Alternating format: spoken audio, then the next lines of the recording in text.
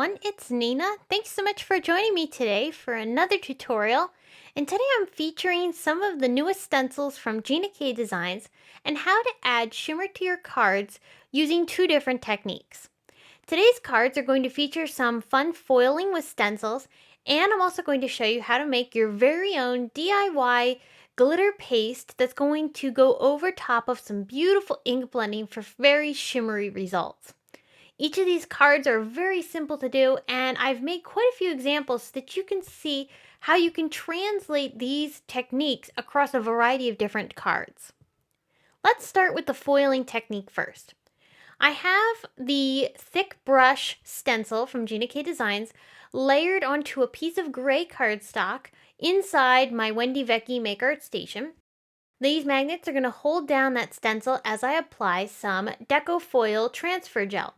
The transfer gel is a medium that is reactive with heat, so which means when you use this transfer gel through the stencil and once it dries, this particular paste is going to dry in such a way that it'll be a clear finish on top of your cardstock and will reactivate when ran through a laminator with foil.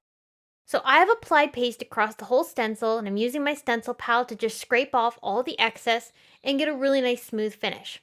And I did this to both stencils, both the sunspots and the thick brush stencil, which I used on all the cards I created today. I'm going to let these dry for a couple hours. You want to let these make sure they're good and dry. When they're dry, you're going to end up with this really nice pattern over top of your cardstock in a clear finish. I've chosen a few foils. One is the Shattered Rainbow foil from Therm, and then the other one is the Sparkling Silver foil, which is a Gina K and Therm foil. To make my sandwich in my laminator, I've got a few sheets of white cardstock that I'm sitting inside a piece of parchment paper. Next, I'll lay my stenciled paper on top of that stack of white cardstock, and then my foil pretty side up on top of that. I'll close the sandwich per se, and I'll run this through my laminator just like so, with the folded edge going in first. Once my piece has gone through the laminator, I can take it out and peel back the foil. The design is beautiful and has a really nice raised dimension because we did some stenciling first with that paste. And I'm going to go ahead and do the same method of foiling with the other pattern, this time using the sunspots and the Shattered Rainbow foil. And then I'm going to be left with these beautiful radiating circles of rainbow foil on this pattern. And these made some really outstanding cards. Because these cards are so vibrant and beautiful and have such unique properties and techniques applied to them, I left the cards very simple across all the cards that I made today. And that's because that's going to let the backgrounds that we're creating stand out. Now, like I said, the second technique is a DIY glitter paste. However, I first want to start by adding some color down onto these stencils. So using both the same stencils, the sunspots and the thick brush, I'm going to do some ink blending.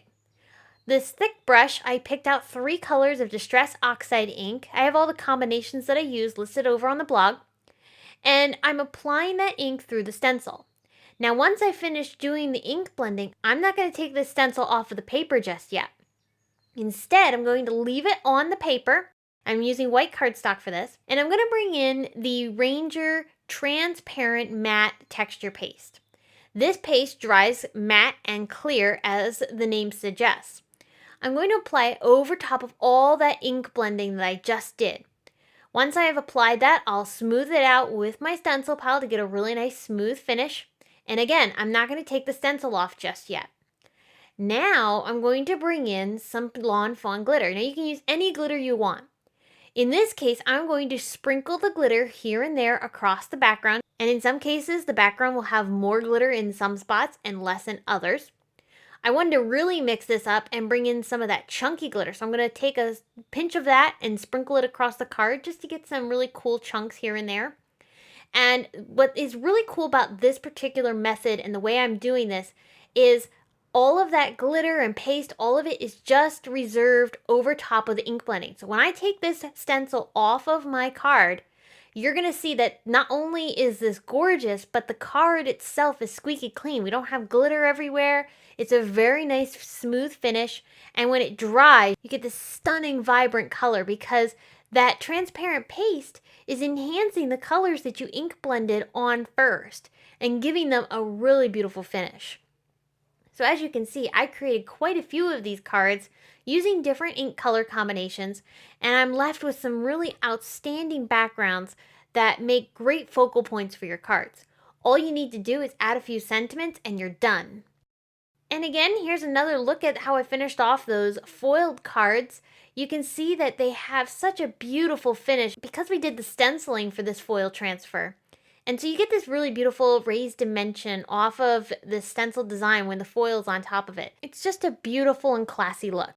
So I hope all of these cards have inspired you to either try out the techniques or try out these new stencils from Gina K Designs. Thanks so much for tuning in and spending some time with me today. I will be back again very soon with more to share, but until next time, I hope you have a wonderful day. Bye!